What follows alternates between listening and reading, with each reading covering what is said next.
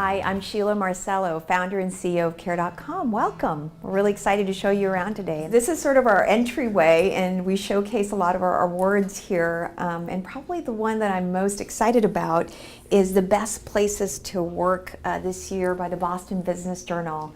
I don't know, I guess it just shows that a lot of the people in the company really enjoy working here, and that's probably where I get the best sense of pride, that the culture that we're building and that we're doing it together.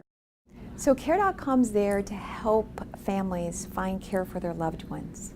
And that includes everything from child care, senior care, special needs, pet care, tutoring, even caring for your home, all under one umbrella. So it's a great group of people coming together to just help families. And you know, I was inspired and I really started the company because of my own specific situation. I was born and raised in the Philippines. I came to the United States and married my husband, and we got pregnant in college. I was at a very young age and had no family in the area and struggled with care for a very long time. And then not only did I struggle with childcare, but then my father was visiting, helping care for my second child, who was an infant at the time, and fell down the stairs while he was carrying our little baby Adam, and had a heart attack. And so I found myself at a very young age sandwiched already. I guess that's the phrase, what we call sandwich generation, of worrying about childcare and senior care, and found that so many families, millions of families, and that's just in the United States alone, struggling through the same issues. And here I was, an internet executive, and I thought that the power of the internet could help families and allow the efficiencies so that families could find the caregivers they need that matches what was important to their loved ones. So we decided to build the service initially and really target providers. We went to local colleges to try and market to different providers to say, would they come to Care.com and offer their services? And then a few months later, we started to attract families, because the important thing in building marketplaces is that you need both sides. You need both families and providers, especially if you're trying to get them to match. And the important thing is we also invested millions of dollars in the safety features and making sure that we were background checking and screening all our different providers, making it easy for families to find caregivers. And at the end of the day, we can build all the tools and using technology, but we want to educate and make sure that the level of awareness is there for families to do the proper screening and background checking and interviewing of caregivers, because at the end of the day, it's peace of mind in caring for their loved ones. So in terms of the code of ethics at the company, we take privacy and security very seriously. We are not in the medical care field, so we don't actually collect any information with regards to private medical information, but still personal information, because we have information that's very private around the age of children and the kind of care that they're looking for. At the end of the day, our mission is a marketplace, so it's important for us to match families with caregivers, and at Care.com, 8 out of 10 families find the care they need. So what we call it an 80% match rate, and because of that, the user satisfaction is really high. And so you can have a parent in Carmel, California looking for a Chinese-speaking nanny. You can have somebody in New York who's an executive and they're looking for an Indian ethnic background. Or you can have a mom locally here in the Boston area, Wellesley, Massachusetts, saying, look, I want somebody a little bit more energetic and playing soccer with my kids. So because of the different things that people are looking for, especially when it comes to their kids or their parents, all of that can be found on Care.com. So this is one of the spaces we have at the company. You'll see that it's pretty open.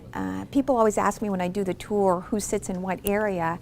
We do something very unique. So every April, everyone moves around to a different seat in the company, and they don't sit in a specific functional area. It's a way for us to get to know each other, meet a lot of different people in the company, but also because we embrace change.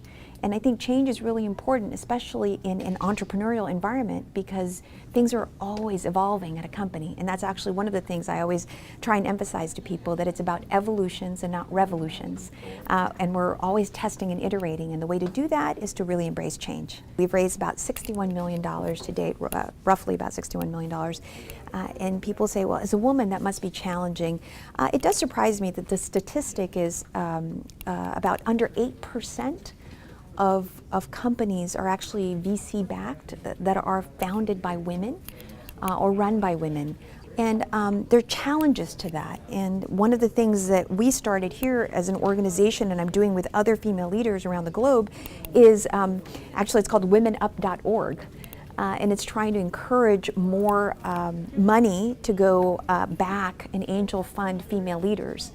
So in any way that I can be influential, be it in mentoring or providing guidance around how to raise money, I'm happy to be helpful. There's just so much excitement about going global. Of course, having been raised outside of the United States, it's sort of in my blood to be an immigrant and to realize that care is really about providing it beyond boundaries. My parents live overseas in the Philippines. They actually go back and forth, and I live here, and wanting to make sure that they have the right level of care. And so many families are in a similar situation. And that's not just beyond countries, it's even beyond states, locally. We launched Care.com in the United States in 2006, and very excited that this spring we launched in the UK. And it was our first foray internationally. And people have asked me, well, why the UK? There's so much for us to learn from that country around professionalizing caregiving. We're really excited to have launched in the UK. And now more recently, and a big announcement is that on July 5th, we acquired bessemerdetroit.de. Everyone's really excited about this acquisition, including our investors, our shareholders, all the employees. I recall a few months ago, we invited the two co-founders, Stefan and Manuel, and they spoke in front of the entire company. And they were really excited. I've been thinking about picking up Rosetta Stone so that I can learn a little bit of German, but everyone that we're working in at Detroit are such phenomenal English speakers that they actually bridge the gap of our being able to communicate well together. But I definitely need to learn some German. Our first caregiver who signed up in the United States in February of 2007, her first name was Alina. So we decided to name one of our conference rooms after her, and one of our first employees, for example, is named Lauren. So she's a little embarrassed by that, but we do have a conference room named after her. The other thing about our office, you'll see that we do all our conference rooms in glass. Even my entire office, will go stop by there a second, is completely glass. One of our values is transparency. And it's also being able to really work together between the different spaces, see each other, come together, have meetings. So we like it a lot. But I will say we had to add these decals because people were running into them. Let me tell you about these little boxes. These are about to go out to our care force. So we have about 190 moms who work from home.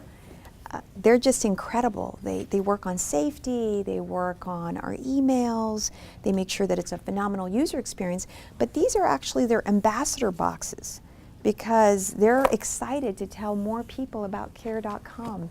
So there's little gifts here for them. We're just so excited. It's a great team of people that we work with, and the fact that they work all over the country and help support families is pretty awesome.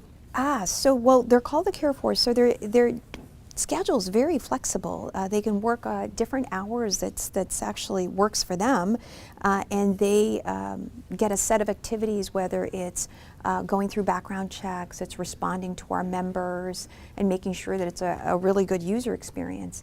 And they're able to do that either in late at night when their kids are in school. So it's really a pretty flexible schedule. We provide them all the online tools to be able to do that.